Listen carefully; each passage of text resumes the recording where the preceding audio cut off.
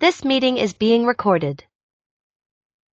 All right. Well, for this new year, I am going to be picking a new topic for a while on the podcast. I'm going to be talking about the architecture of reality. Going to be talking about cosmology, what cosmology is, and give sort of a historical overview of cosmology and looking at a lot of different people throughout history and their takes on what cosmology is. And cosmology is what is the nature of the this place that we live in? What is the nature of the universe, the nature of reality, the nature of where we are, and then where do we fit into it? So, anthropology and cosmology kind of go hand in hand. Anthropology is the study of what is man, and cosmology is the study of what is the cosmos. And um, I'm going using architecture as the overarching metaphor, and I'll be talking a lot about architecture because part of what inspired this is the question: how did we get from building cathedrals to building the projects, right? How did we get from building the kinds of places that the kinds of buildings that we used to build to this new way of approaching architecture? Do malls seem like a good thing to imitate when we're building a church now, or an entertainment center? Why does that seem like that's what we should imitate when they used to build cathedrals? What's changed? Well, the answer is we have a very different cosmology than they did in the Middle Ages, because church architecture really is theology in stone. The the theological context of the medieval and Reformation churches, and even the early American church, is significantly different. And we don't see it because we often don't think about cosmology. There's a really, I think, really interesting paper written by Robert Falconer called "Blessed Are the Consumerists," and in it, the subtitle is "The Ideology of Contemporary Megachurch Architecture," and he just argues and goes through what inspires modern church architecture in very growing, successful mega churches.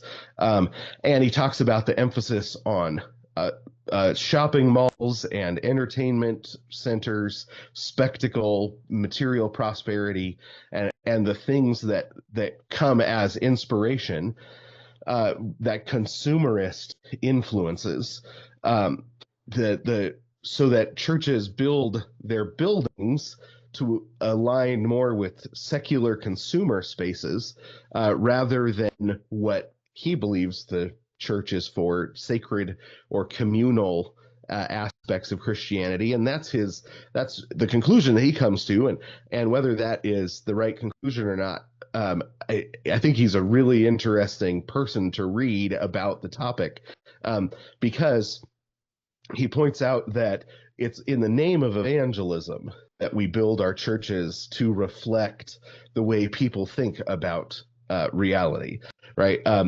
We think especially that we're going to be able to draw the youth in, but for one, it doesn't really work in any long-term sense. But also, he points out that it isn't actually presenting a true Christianity. That the architecture is saying something different than the message that the scriptures teach. And that's what I want to talk about: is what is cosmological backbone or backdrop, that the theology of the Middle Ages and the Reformation had, that caused them to build cathedrals. And we're going to look through a lot of different authors, talk about Dante and Chaucer, and Milton and Shakespeare, and Maximus and Plato and Aristotle, um, and then I want to go through the changes of the cosmologies that really begin to split off in the late Renaissance, Italian Renaissance, and then in the Enlightenment become the normal expected way to think about the cosmos, because we often have such a different um, cosmology that when we read older authors, we don't even hear what it is that they're saying. Right? When we read Shakespeare, and you have Hamlet talking with his ghost father, and then one of the guards sees Hamlet walk away, and he says, "There's something rotten in the state of Denmark." Right? We think, well, there's that there's something that there's something going wrong in the culture. There's something going wrong in the royal family, right? But when Shakespeare uses that metaphor, he's actually using a common metaphor for the state as a body, or the government as a body. And rotten is not it is a it might be a term they use if meat goes bad or something, but it's actually a medical term, right? That there's an illness in the body politic, because they see uh, the interconnectedness of the society and the body politic, right? They see the way that everything is connected, and so that if something goes bad, let's say with the king's brother murdering the king in order to take over, which is the plot of Hamlet, obviously, that isn't something that stays put, because it's not as if you can do something over in the corner and as long as nobody knows, it doesn't affect anyone, but that instead, the immorality of the immorality of the government, or the immorality of the royal family, is something that spreads like cancer, or spreads like an infection. If you have, one of the ways I know, that I'm getting sick is you start, like, you get swelling in your gums or something, right? And then a cough develops, and you think, well, why? What's the connection between my gums swelling and developing a cough? Or excuse me, see, start talking about coughing and you start coughing. Well, the connection is that they're all a part of the same body, and the same blood flows through all of it. Well, they took those sorts of connections, that sort of interconnectedness of society, serious. That there was a deep spirit connectedness, a deep political connectedness, right? That the body politic was interconnected, so that you couldn't have the king, or in this case, the usurping king, do something off in a corner, even if he doesn't get caught, and it not spread like an infection into everything.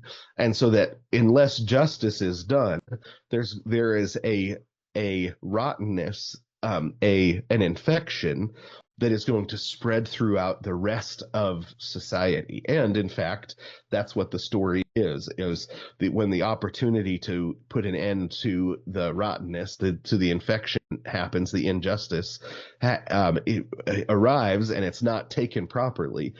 Uh, it spreads and destroys the entire royal family, even people that weren't directly connected to the guilt, but that's because they believed in a deep, real covenantal, deep, real spiritual interconnectedness of everything, that such that actions over there in secret affected what is out here in the light.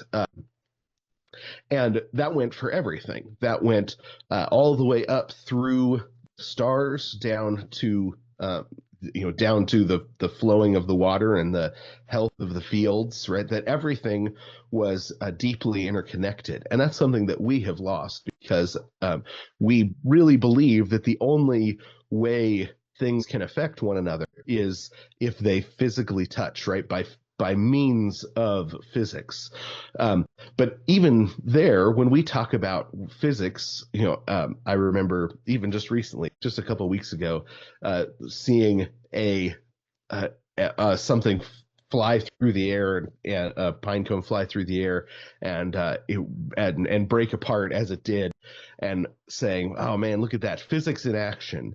Well, even that, I am even by saying physics in action, I am talking about cause and effect in a particular way that they wouldn't have um, that they wouldn't have understood, because physics are laws derived from observation. The laws of physics don't cause anything. The laws of physics are us describing the way we cause and effect tends to happen as we've experienced it or as we've observed it. But the laws themselves aren't a thing. The laws don't cause anything to happen. But that's actually the way that we think, is that the laws of physics are causative agents, and that's because of our cosmology. The causative agents in a pre-modern understanding are simply different than the causative agents as we think of causative agents, and that's because the cosmology is fundamentally different. The belief system about what kind of place we live in is fundamentally different, and so I really want to just walk through that this year, and talk about what is the what did the ancients and the medievals and the reformers, and the Enlightenment and the Renaissance and different times and places, different thinkers, what did they believe about the architecture of reality, and and how can we expand our imagination beyond the assumptions about the architecture of reality that we just pick up because it's the air we breathe and the water that we swim in. So I think it's going to be hopefully a fun year.